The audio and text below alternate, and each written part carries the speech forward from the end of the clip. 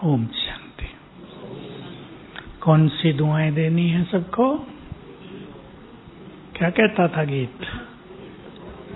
सबका भला हो, सब सुखी हो। ये इष्ट देव देवियों के मन से निकले तो इसका बहुत गहरा प्रभाव होगा। कल की मुरली पे थोड़ी चर्चा करेंगे। कुछ बहुत पावरफुल बातें, कुछ ऐसी बातें जिनका हम फायदा उठाएं। कठिनाई आए तो दिल से कहना, और कहते ही क्या हो जाएगा? बाबा हाजिर। फायदा उठाएंगे। ऐसा अवसर भक्ति में, संन्यास में किसी को नहीं मिला कि बाबा को याद करें। बाबा माना यहाँ शिव बाबा भगवान, उसे याद करें और वो मदद के लिए हाजिर हो जाए। है ना बड़े भाग्य की बात है? कौन सी दो गुण गाते रहो? एक तो ये हो गया। दूसरा, वाह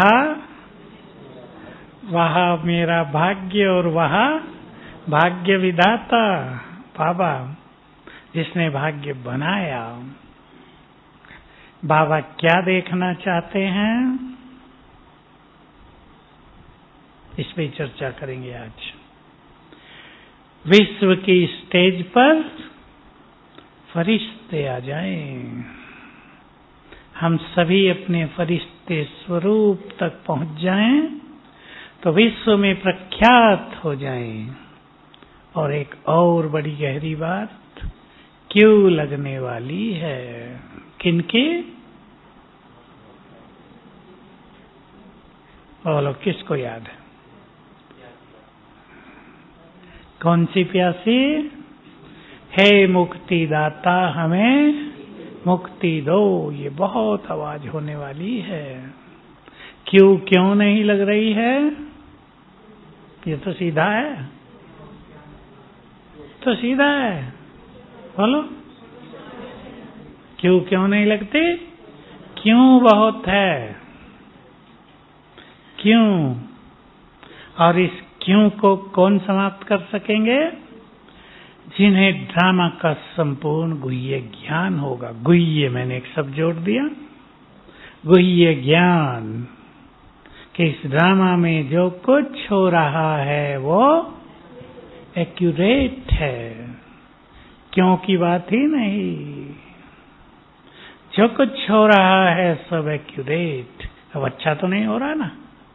कलयुग में अच्छा हो रहा है क्या? कुछ बुरा ही बुरा, जो न सुना जा सकता, न बोला जा सकता, न देखा जा सकता।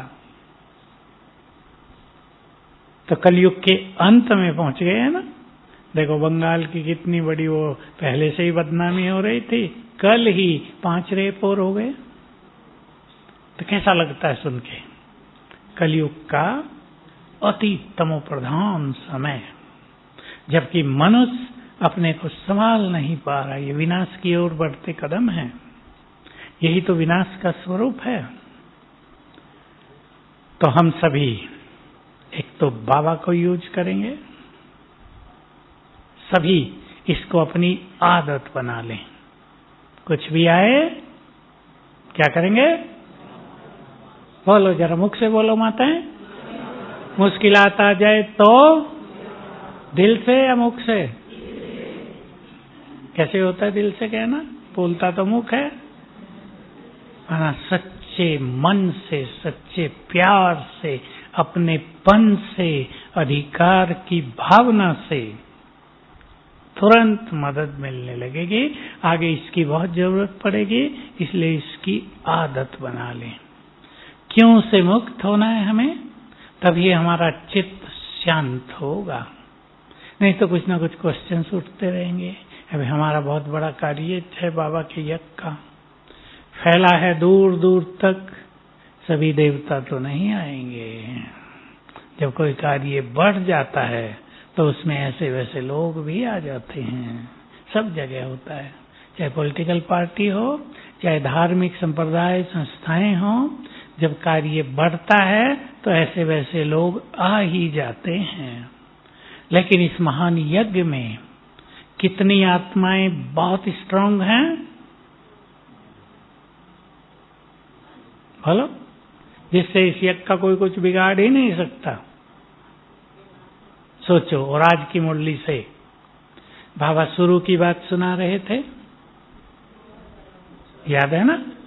क्या क्या अखबारों तक पहुंच गया, क्या क्या लोग बोलने लगे, कितने विघन डाले, पिकेटिंग हुई, बाबा को भी अनेक कष्ट पहुंचाने के प्रयास किए गए।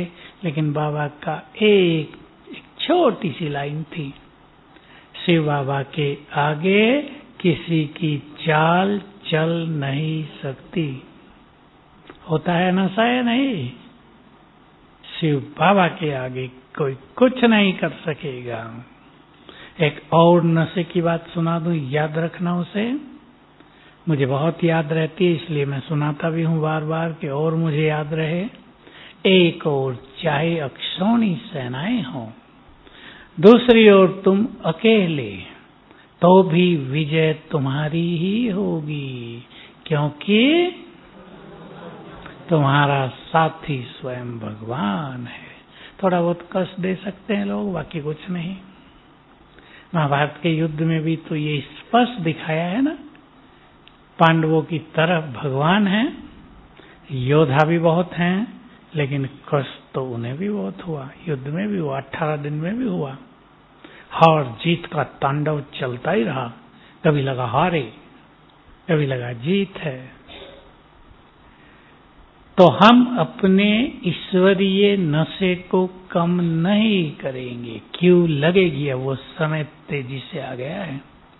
जिस दिन भी प्राकृतिक प्रकोप तेजी से शुरू हो गए, संसार संभल नहीं पाएगा। किसकी ओर देखेंगे? एक बाबा की ओर, दूसरे इष्ट देव देवियों की ओर। और एक बात जो बहुत पावरफुल है, उसे सबको याद रखना है। 2 चीजें याद रखो। बोलो कौन कौन से? एक अपना टाइटल, दूसरा अपना कर्तव्य। टाइटल है तुम्हारा मास्टर सर्वशक्तिवान, और कर्तव्य है विश्व कल्याण का। बाबा हम सबको जगाते हैं। हम शिव की सेना है ना, वो देखता है मेरी सेना थोड़ी ठंडी हो गई है तो फिर जगाता है। तुम बहुत शक्तिशाली हो, तुम्हें विश्व का कल्याण करना है, इसलिए तुम ढीले ढाले नहीं हो सकते, तुम कहीं उलझ नहीं सकते, तुम्हें सबको मुक्ति देनी है, तुम्हें पहले खुद मुक्त होना पड़ेगा। किससे मुक्त होना पड़ेगा? इसे 1-2 दिन पहले की मुरली थी, सभी लगाव से मुक्त हो जाओ। याद है साकार मुरली? हाँ, मोह ममता आसक्तियां लगाव सबसे मुक्त हो जाओ, बहुत जरूरी है। जिसको योगी बनना हो उसको लगाव से मुक्त होना ही होगा। बहुत लोग जो प्रश्न करते हैं कि हमारा योग नहीं लगता, कारण होता है कहीं ना कहीं अटके हुए हैं। लगाव कहाँ कहाँ होता है मनुष्य का? थोड़ा चिंतन कर लें, फिर आते हैं मुक्ति कौन देंगे। ये मुक्त होना है हमें अपने सभी लगाव से, विकारों से, पाप कर्मों से, बंधनों से। लेकिन जो प्रैक्टिकल हैं, जो बहुत यहीं दिखाई देते हैं हमें लगाव, किससे? भाई लोग बोलो भाई, हैं?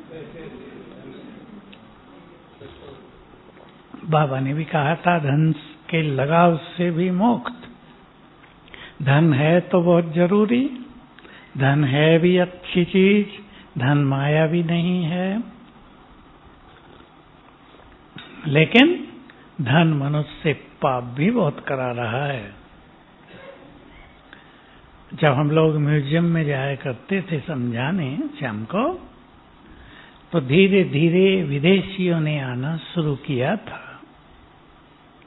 तो एक ने कहा, तुम्हारे ये देवता ये तो भौतिकवादी हैं, कितने जेवर पहने हुए हैं, वहां वो लगे भी चमकीले से हीरे हैं, तो वो बनावटी हीरे, इमिटेशन, लेकिन वो इतने चमकते हैं कि लोगों को लगता है ये तो सब धनमाल वाले हैं, खूब खजानों वाले हैं। तो तुम्हारे देवता, तुम इनकी पूजा करते हैं तो भौतिकवादी हैं। अब तब हमें भी उत्तर नहीं आता था, है तो सही भाई, बहुत धन है इनके पास, लेकिन क्या नहीं है, इन्हें लगाव नहीं है। भौतिकता और अध्यात्म दोनों साथ साथ, भौतिकता में वो लिप्त नहीं है, अनासक्त हैं, अथाह धन संपदा है उनके पास, लेकिन वो उसमें लिप्त नहीं है, मालिक बनकर रहते हैं प्रकृति के भी। तो चाहे मोह माया हो, इच्छाओं के बंधन हो, मान शान के बंधन हो, पद पोजीशन के बंधन हो, किसी विकार के बंधन हो, किसी मनुष्य का बंधन हो, उन सब से मुक्त होना है। मनुष्यों के बंधन से कैसे मुक्त होंगे? माताओं को ज्यादा बंधन रहता है, उत्तर भी आपको देना है, बोलो सीधा सा उत्तर। जो देह के बंधन से मुक्त होते जाएंगे, उन्हें संसार में कोई बांध नहीं सकेगा। बहुत सूक्ष्म संबंध है इन चीजों का। मनुष्य बंधा रहता है अपने ही संकल्पों में, मनुष्य बंधा रहता है अपनी कमजोरियों में। जो मैंने एक बात कही थी उसको एक लाइन में पूरा कर दें। बाबा के इस महान यज्ञ में बाबा के साथ अश्रतन और बाकी सो, ये ऐसी महान और पवित्र आत्माएं यहाँ हैं, इनके होते कोई कुछ भी नहीं कर सकता। मुझे एक मंदिर का शिवलिंग बहुत याद रहता है, चित्तौड़ के आगे रतलाम, नीमच रतलाम, उसके आगे मंदसौर, एक मंदिर दिखाने गए हमें। वहाँ मंदिर में शिवलिंग था, थोड़ा बड़ा, 5 फुट का तो होगा। उसकी एक वंडरफुल चीज जो संसार में एक जगह के अलावा और कहीं नहीं होगी, महाकाल उज्जैन का भी आपने शिवलिंग के चित्र देखे हों, टीवी पे भी आते हैं उस दिन, शिवरात्रि के दिन, तो उसमें ब्रह्मा बाबा भी दिखाया जाता है। और बिल्कुल सारे उनके कार्यक्रम वैसे ही हैं जैसे अव्यक्त बाबा के सामने यहाँ होते थे। जगाने की सवेरे 3:30 बजे की आरती, सुलाने की 10:30 बजे की आरती, वंडरफुल है सब वो। और उसमें बिल्कुल वही जो यहाँ किया जाता था, लेकिन इस बाबा के शिवलिंग में हमने देखा बिल्कुल सफेद है, संगमरमर का, देखने में भी सुंदर लगता है। 8 मूर्तियां चारों ओर प्रिंट हैं, चिपकाई हुई हैं। कौन है वो 8? अश्रतन। तो शिव के साथ अश्रतन, चिपके हुए शिव से, समझते हैं ना इसका अर्थ हम? उसके प्रेम में लीन, समान, चिपक गए, समा गए, इसको समाना कह दिया ना, लव में लीन हो गए। तो जहां ये पावरफुल आत्माएं हैं, वहां संसार की कोई भी आसुरी शक्ति, लोगों का दुष्प्रचार कुछ भी नहीं कर सकता। हमें विश्व की स्टेज पर आना है फरिश्ते बनकर। पहले अपना एक चित्र बनाएंगे सभी। जब हम संपूर्ण फरिश्ते बनेंगे तो हम कैसे होंगे? कागज पे बना लेना चाहे तो चित्र, चाहे बुद्धि में बना लेना एक चित्र। हम होंगे बहुत बहुत लाइट, हल्के। कुछ क्वालिफिकेशन निकाल लेते हैं। पहली चीज बहुत लाइट, दूसरा संपूर्ण पवित्र, सभी विकारों से मुक्त। फरिश्तों में कोई विकार नहीं होते। बाबा के शब्द हैं ये कवि के। 5 साल के छोटे बच्चे जैसी पवित्र स्थिति, जिसे अपवित्रता का ज्ञान भान ही नहीं है। तीसरा सबसे प्रमुख, योग युक्त जीवन, संपूर्ण शक्तिशाली। चौथी बात, निर्मल चित्त, भावनाएं श्रेष्ठ, स्थूलता सब समाप्त, दैहिक दृष्टि समाप्त, विश्व कल्याण के लिए अवतरित हुए हैं। संदेशवाहक फरिश्ते हैं हम, बंधन मुक्त फरिश्ते हैं हम, संपूर्ण संतुष्ट भी होंगे। सब कुछ मिल गया, कहीं बुद्धि नहीं जा रही है। फरिश्ता माना एक के अलावा कुछ नहीं बचा है उनके लिए, एक के अलावा कहीं बुद्धि जा नहीं रही है। ये फरिश्तेपन के लक्षण हैं। मेरे पास एक बार किसी ने दिए, बहुत साल पहले की बात है, 92 की, बाइबल में फरिश्तों के 100 लक्षण लिखे हैं, 100 धारणाएं। बहुत अच्छी थी वो, मेरे पास कागज तो था, अभी तो नहीं है। फरिश्ते निर्भय होते हैं, फरिश्ते संपूर्ण पवित्र होते हैं, फरिश्ते किसी का बुरा करते ही नहीं हैं, सबका भला करते हैं, सबको मदद करते हैं, सबके मददगार होते हैं। योग का तो वहां पता नहीं है, उसकी चर्चा तो नहीं थी। तो हमें ऐसी स्थिति तक पहुंचना है न्यारे प्यारे, ऐसी स्थिति तक पहुंचना है, क्योंकि हमारे फरिश्ते रूप द्वारा ही। एक चीज सभी को मालूम होनी चाहिए, अंत में, अंत से थोड़ा पहले ही, घर जाने से पहले ही, विश्व युद्ध से भी थोड़ा पहले ही, सभी धर्मों की आत्माएं, सभी आत्माएं बाबा को स्वीकार करेंगी, मेरा है वो, मेरा पिता है। तब उनको मुक्ति का अधिकार मिलेगा। थोड़ा थोड़ा ज्ञान लेंगे, धर्म पिता भी यहीं से ज्ञान लेकर जाएंगे। सुनी है ना ये बात? नहीं सुनी है तो सुन लो। अंत में जब तुम संपूर्णता के समीप पहुंचोगे, भगवान वाच, तो धर्म पिताएं भी तब तुम्हारे सामने आएंगे और तुम उन्हें जो थोड़ा भी ज्ञान देंगे वो उनमें धारण हो जाएगा, क्योंकि तुम संपूर्णता के समीप होगे। बाउल में ही पावर होगी और वही ज्ञान जाकर वो अपने धर्म के लिए देंगे। इसलिए अगर कोई स्टडी करे, जो मुख्य 3 धर्म हैं, कौन से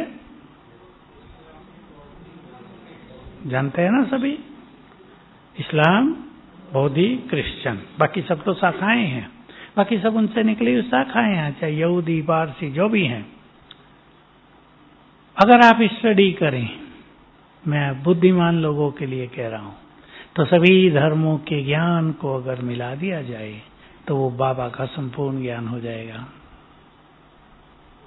यहीं से लेकर गए, लेकिन सबने सारा ज्ञान नहीं स्वीकार किया। जो स्वीकार किया वो उनको धारण हो गया। देखो महात्मा बुद्ध की बात आप देखो, उन्होंने न आत्मा की चर्चा की, परमात्मा की कोई चर्चा नहीं की। वो धर्म में परमात्मा का कंसेप्शन है ही नहीं। ये धारणाएं अपनाओ, 8 नियम बना दिए, इसको मध्यम मार्ग कहा गया। ये धारणाएं अपनाओ, मोक्ष प्राप्त हो जाएगा। वो धारणाएं वो सभी जो आप सब कर रहे हैं, यही धारणाएं। दूसरों ने दूसरा ले लिया। आप गुण भी देखो, किसी ने अहिंसा ले लिया, किसी ने प्रेम ले लिया, है ना? इस्लाम में केवल एक खुदा को याद करो, दूसरे को न करो।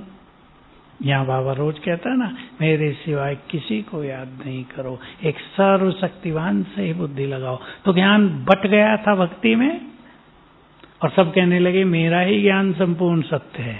था तो सही, पर संपूर्ण नहीं। सत्य तो है पर संपूर्णता में कमी है। क्योंकि अगर संसार में संपूर्ण ज्ञान होता तो मनुष्य संपूर्णता की ओर चलते, अपूर्णता की ओर न आते, गिरावट न आती, हिंसा न बढ़ती। तो हम सभी को फरिश्ता बनना है। ये बात मैंने आपको इसलिए बताई कि 2 धर्म, इस्लाम और क्रिश्चियन, फरिश्तों को मानते हैं। उनकी मान्यता भी यही है कि ऊपर से फरिश्तों के द्वारा उनको ज्ञान दिया गया। तो हमारे फरिश्ते स्वरूप के द्वारा ही वो ज्ञान को स्वीकार करेंगे। वैसे तो नहीं सुनेंगे ना, जो कट्टर क्रिश्चियन है या मुस्लिम्स हैं वो कुछ नहीं सुनेंगे, कहेंगे हमारे ग्रंथ में जो लिखा वही सत्य है। लेकिन जब वो फरिश्तों को देखेंगे तो सब कुछ स्वीकार कर लेंगे। इसलिए फरिश्ते स्वरूप को अपनाना आवश्यक है। हम सभी की पवित्रता की स्थिति। बहुत ध्यान से सुन लेंगे इस बात को, इसलिए पवित्रता को ढीला नहीं करेंगे। हमारी संपूर्ण पवित्रता की स्थिति सभी धर्मों की आत्माओं की मूल पवित्र संस्कार को जगाएगी। सभी में पवित्रता है ना, सभी धर्मों का आधार भी प्योरिटी रहा है, वो लोप हो गई, उसको पुनः जागृत करेगी हमारी फरिश्ते स्वरूप की स्थिति। तो पहला काम हमें करना है, डबल लाइट होना है। डबल लाइट की बात मुरलियों में बहुत पहले आई थी, बाद में नहीं आई। डबल लाइट का डबल अर्थ, एक अर्थ आत्मा भी लाइट, सब जानते हैं, और मन भी लाइट, मन हल्का, किसी भी बोझ से मुक्त, एक अर्थ।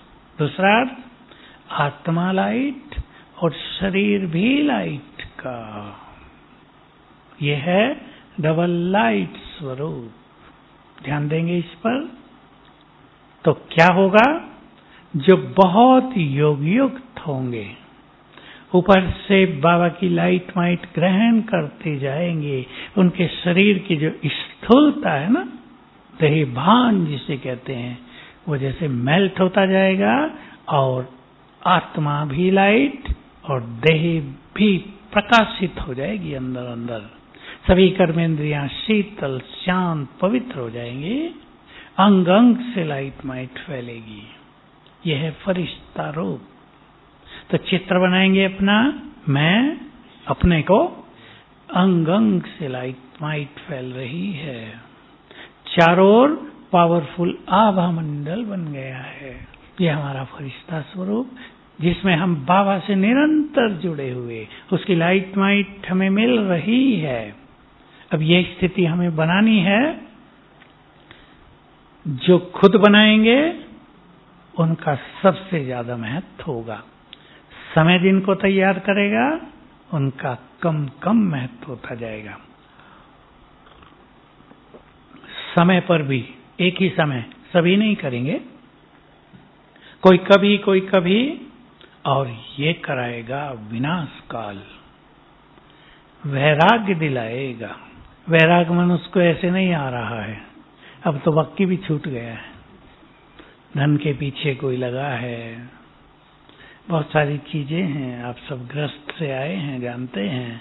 वैराग को समझते भी ठीक ठीक नहीं है, सोचते वैराग माना सबको छोड़ दो, खाओ भी नहीं, बच्चों को प्यार भी नहीं करो, कामकाज से भी वैराग, पढ़ाई लिखाई से भी वैराग। इसको वैराग नहीं कहते, सेवा से भी वैराग, मोबाइल से वैराग, हाँ ये तो बहुत जरूरी। मोबाइल में जो गंदगी है उससे वैराग, गंदगी बहुत है इसमें। हमारी दीदी है ज्ञान सर, वो तो इसको डस्टबिन ही कहती है। कोई कहते हैं सबसे बड़ा गुंडा सबकी जेब में है, पर्स में है। ये सचमुच बहुतों के जीवन को नष्ट कर रहा है। आपके घरों में माताओं को अनुभव होगा, बच्चे जो पढ़ाई लिखाई में बहुत होशियार थे बेकार हो गए और समझते नहीं, मानते नहीं है। माताओं की बड़ी समस्या हो जाती है, कितना होशियार बच्चा था, मोबाइल में जो लगा। मेरे को कहा करती है माताएं, हमारा बच्चा 2 बजे तक पढ़ता है फिर भी नंबर अच्छे नहीं आते। मैंने कहा एक बार 1 बजे उठ के चुपचाप देखना क्या पढ़ रहा है, पता लग जाएगा वो 2 बजे तक क्या पढ़ता है।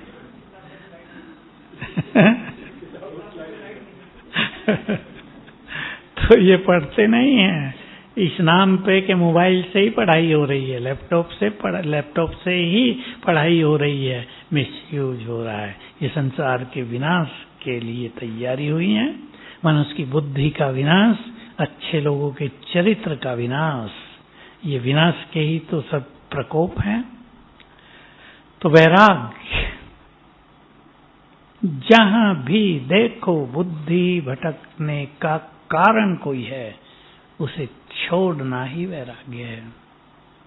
जो चीज बुद्धि को भटका दे, जो मन को भ्रमित कर दे, जो स्थिति को बिगाड़ दे, जो हमारी प्योरिटी के विरुद्ध चीजें हैं, जो हमारी खुशी को छीनने वाली चीजें हैं, उन सब से वैराग्य।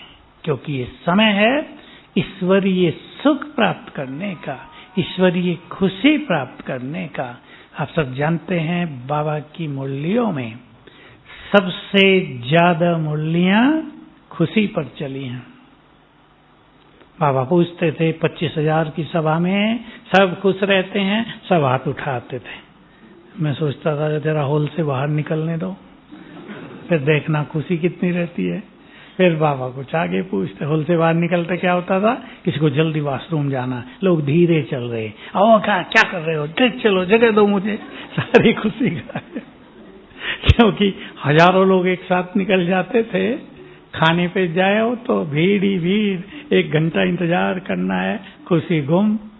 फिर बाबा पूछते थे, अच्छा खुश तो रहते हो, सदा रहते हो? फिर आधे हाथ नीचे हो जाते थे। अगर और भी पूछा जाए तो खुश रहने वाले 5% ही निकलेंगे। तो वो चीजें जो हमारी इन स्थितियों को बिगाड़ती हों, उनका त्याग और वैराग्य, वैराग्य से ही त्याग होता है। अगर ऐसा हम नहीं करते, ऐसा कोई नहीं करता, तो समय उनसे कराएगा। कोरोना ने कराया था ना, कोरोना को लोग भूल गए और बाकी भूल जाएंगे, उससे भारी चीज आ जाएगी, उससे भारी। घरों में बंद हो जाएंगे फिर से, जैसे कोरोना में हुए थे। बड़ौदा वालों से मैंने बात की, एक अच्छा पढ़ा लिखा भाई बोल रहा था, ऊपर से बरसात हो रही है, नीचे पानी ही पानी है, लेकिन पीने का पानी नहीं है। देखो स्थिति बहुत ज्यादा हुआ। मगरमच्छ बह के आ गए। मैंने पूछा मगरमच्छ तो सागर में होते हैं, यहाँ तो नजदीक में सागर नहीं है। कहा नहीं, यहाँ एक बहुत बड़ी लेक है, उसको सागरी जैसी कहते हैं, उसमें मगरमच्छ पाले जाते हैं। अब जब बहुत बारिश हो गई, बाढ़ जैसी हो गई, पानी के साथ बह के आ गए वो बेचारे। वो तो डरे हुए थे, मैं देख रहा था उसको, वो एक को पकड़ के ले जाते, वो भयभीत था, कहाँ गया, पानी पानी, अपने कंट्रोल में कुछ नहीं, बहे चले जा रहे हैं।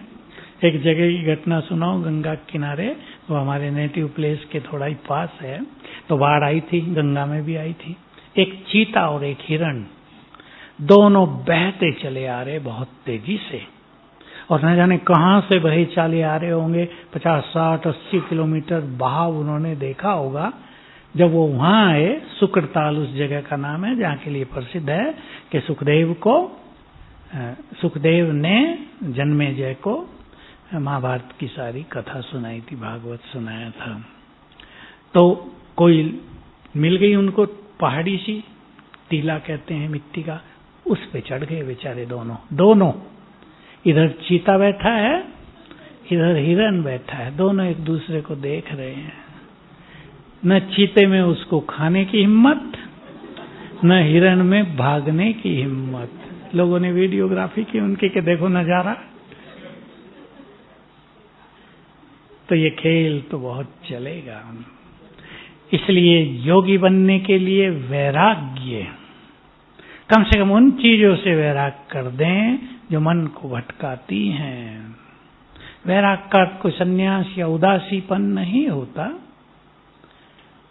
उन बुराइयों को छोड़ दें, उनमें हमारी रुचि न रहे। इसलिए इंग्लिश में इसका बहुत अच्छा शब्द डिस्टेस्ट। उन चीजों में टेस्ट न रहे, रुचि न रहे जो हमारे मार्ग में बाधक हैं। और लक्ष्य बनाए, एक सुंदर लक्ष्य बनाए, मुझे फरिश्ता बनना है, क्योंकि आने वाले समय में अपनी श्रेष्ठ स्थिति के द्वारा ही हम संसार की सेवा कर सकेंगे। बाबा के महावाक्यों से स्पष्ट है, धन देने वाले भी बहुत आ जाएंगे, जमीनें होल, अपना सब कुछ देने वालों की भी लाइन लगेगी। जरूरत पड़ेगी श्रेष्ठ योगियों की, जरूरत पड़ेगी उन आत्माओं की जिन्होंने अपने को सब खजानों से भरपूर किया है, और जो अटक गए हैं कहीं, वो कष्ट पाएंगे।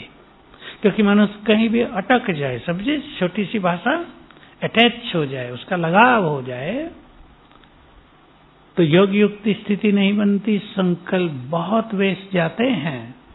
मन भटकता है तो हम वो काम नहीं कर पाएंगे जो हमें करना होगा समय पर। समय चैलेंज करेगा।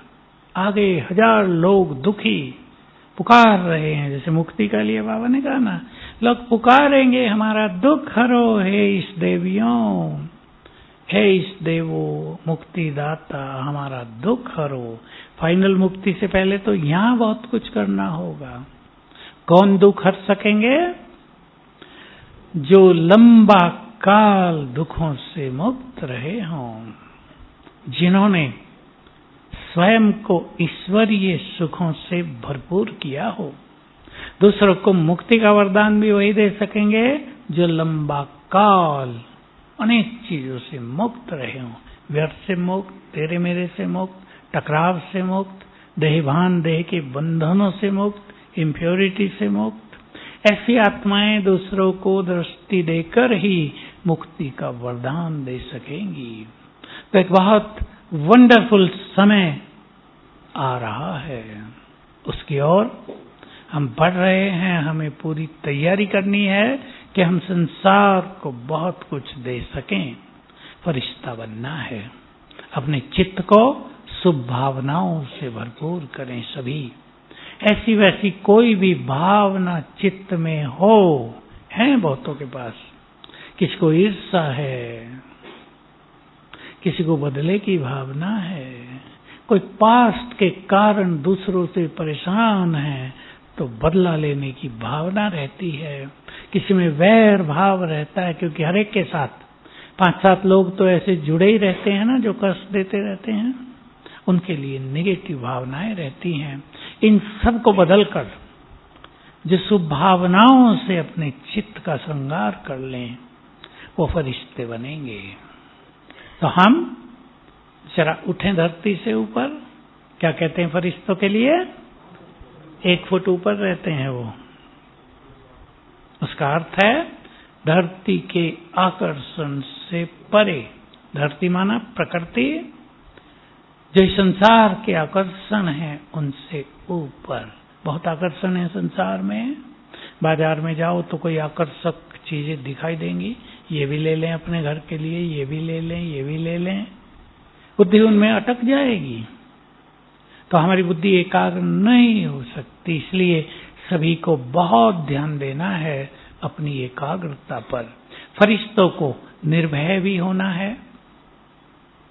निर्भय, भय भी संसार में बहुत बड़ी महामारी हो जाएगी।